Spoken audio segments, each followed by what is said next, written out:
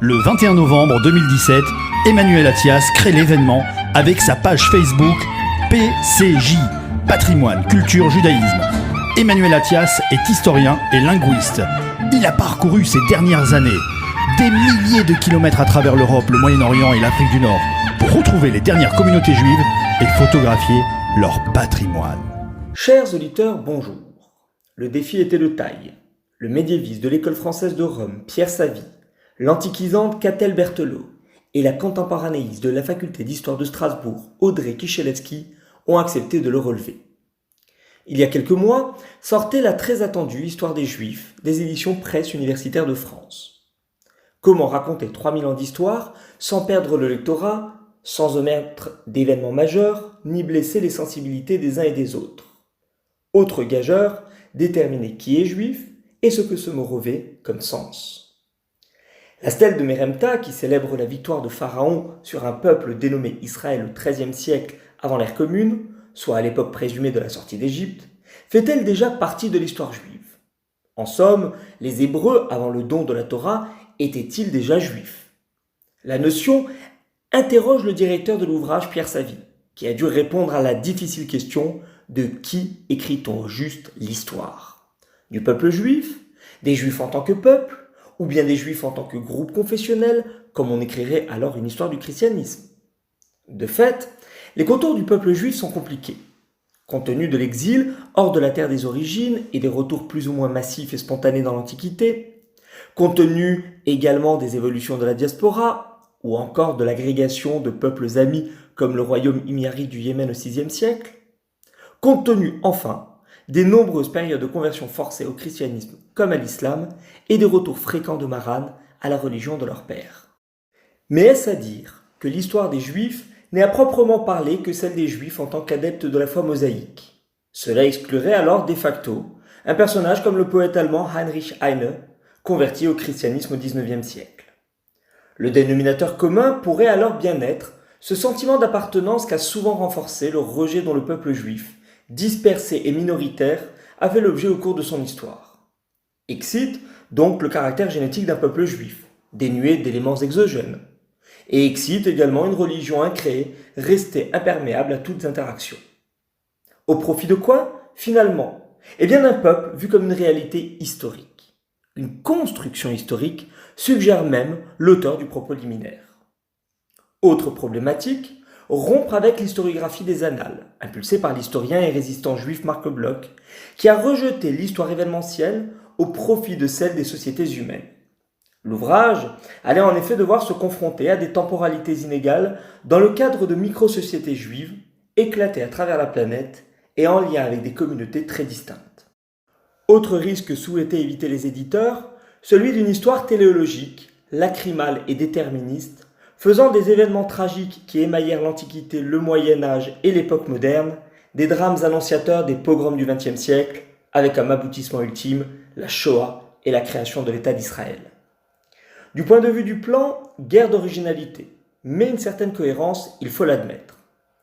Catel Berthelot a confié le soin à plusieurs grands noms de l'archéologie, tels que Thomas Römer et Michael Langlois, de relater les épisodes courants de la sortie d'Égypte à la rédaction du Talmud de Babylone, en passant par des marqueurs identitaires de la religion juive, également retranscrits dans la Bible hébraïque et les premières compilations rabbiniques.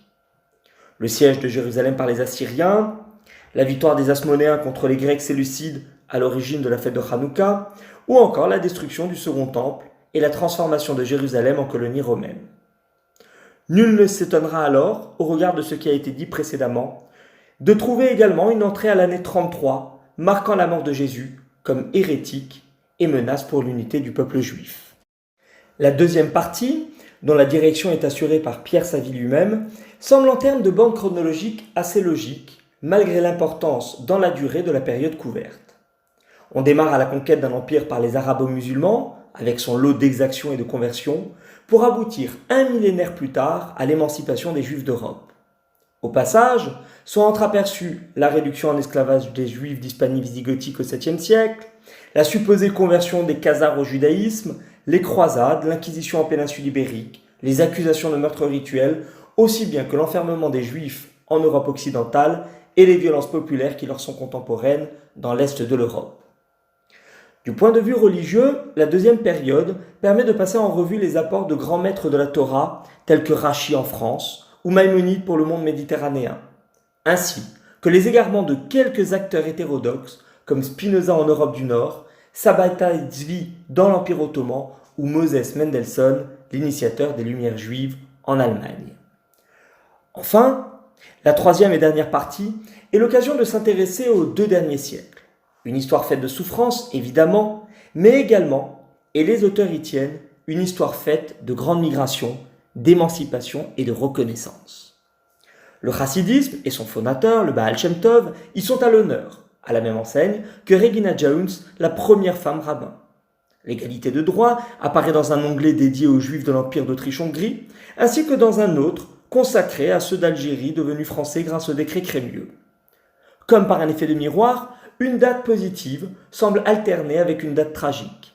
Des entrées sont ainsi consacrées à l'affaire Dreyfus, à la première loi antisémite de l'entre-deux-guerres en Hongrie, à la conférence de Wannsee annonçant la solution finale, ou encore à l'insurrection du ghetto de Varsovie. Enfin, sont relatées la déclaration Balfour et la création de l'État des Hébreux, le départ des Juifs d'Union soviétique et d'Europe de l'Est, la fin des communautés juives d'Afrique du Nord, et last but not least, l'ère des attentats qui n'ont évidemment pas épargné les Juifs ces 30 dernières années, où qu'ils se trouvent dans le monde.